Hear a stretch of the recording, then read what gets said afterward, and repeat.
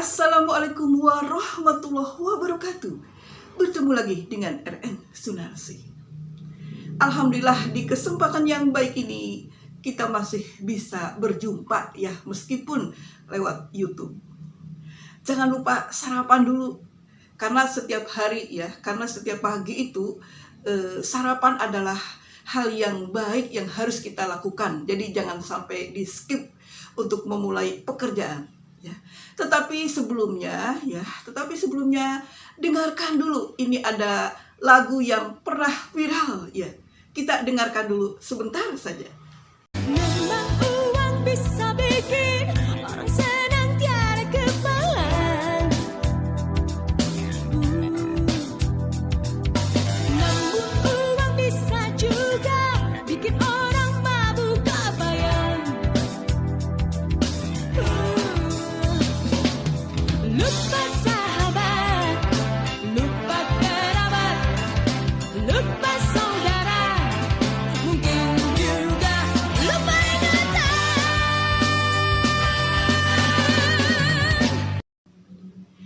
Kita telah mendengarkan ya lagu tadi ya, lagu tentang uang. Lagu ini pernah viral pada zamannya dulu ya, Nicky Astria yang telah mempopulerkan lagu ini. Jadi dengan uang orang merasa senang, dengan uang orang merasa mabuk kepayang, dengan uang kadang orang lupa dengan saudara, lupa dengan teman, dan bahkan lupa ingatan. Ya kan, betul kan? Tetapi kali ini saya akan membahas tentang masalah uang, tetapi bukan uang yang seperti yang dibayangkan oleh Nicky Astria, tetapi sikap-sikap kecil kita ya, yang sering kita lakukan ya, yang tanpa sadar kita itu sering melakukannya. Sebenarnya sikap-sikap kecil ini harus kita perhatikan supaya menjadi motivasi kita untuk selalu bersemangat dalam mencari rezeki ya, dalam mencari uang. Contoh yang pertama adalah sikap yang mengeluh. Sikap yang mengeluh.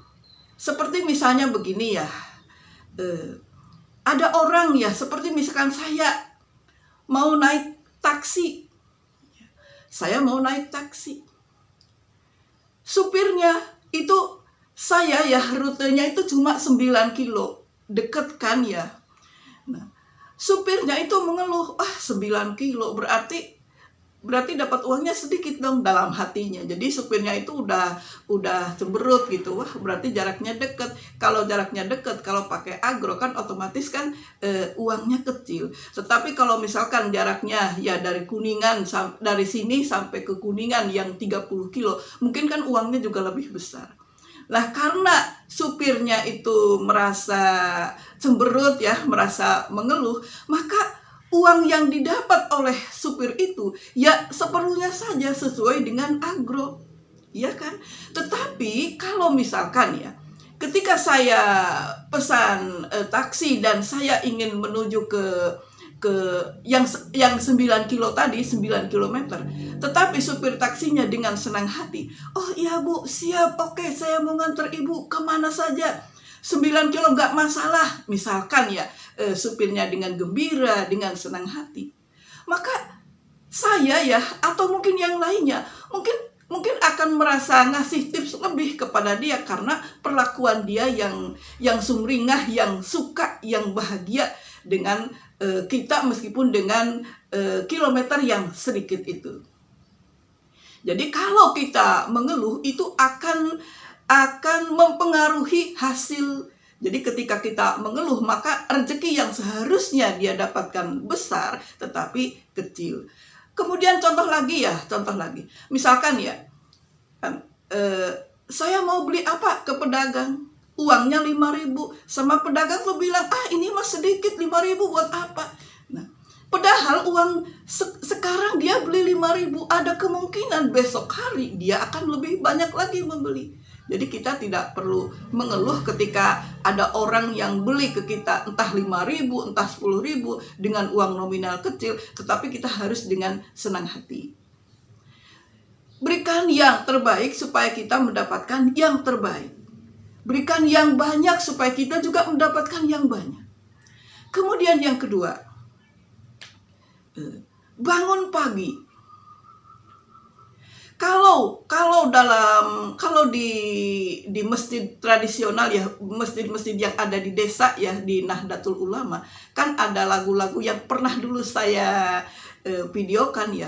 Ulah sare waktu subuh, matak jauh rezekina. Nah, jadi bangun pagi itu akan mempengaruhi terhadap rezeki, karena pada saat itu ya, pada saat subuh itu Tuhan kan sedang membagi-bagikan rezeki.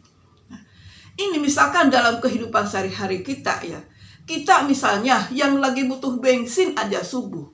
Lah kalau tukang bensinnya tuh belum bukanya jam 8, maka rezeki yang harusnya dia terima, jadi dia tidak menerima. Kalau pagi itu kan sebenarnya orang itu lagi persiapan ya, mau bekerja butuh bensin, mau pergi ke sana ke sini, mau belanja, mau dagang, mau beraktivitas, mau ke sekolah dan lain sebagainya. Kan motor itu kan butuh asupannya bensin. Tetapi kalau misalnya pedagang bensinnya misalkan males bangunnya jam 8, ya sudahlah, rezekinya menguap begitu saja. Jadi bangun pagi adalah salah satu hal yang berpengaruh terhadap datangnya rezeki.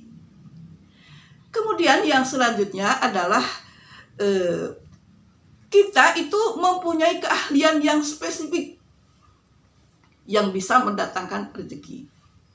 Kalau kita misalkan punya keahlian yang spesifik ya, misalnya kita bisa betulkan HP ya, bisa servis HP.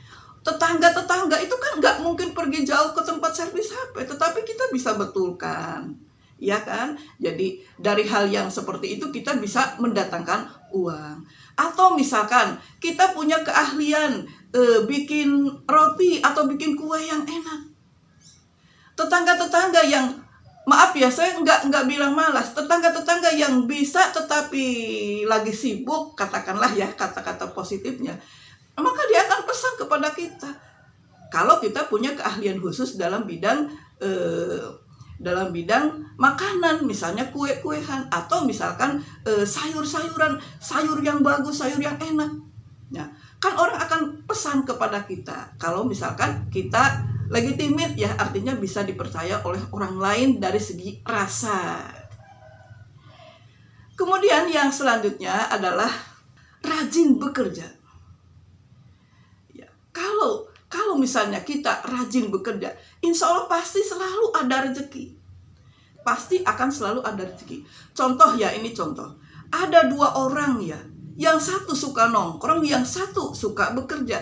Lah yang banyak rezeki pasti yang suka bekerja. Iya kan?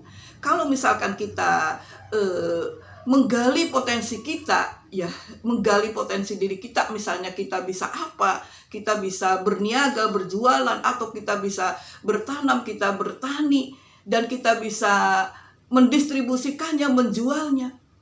Itu kan lebih bagus lagi. Kita itu bekerja keras untuk memenuhi kebutuhan keluarga kita.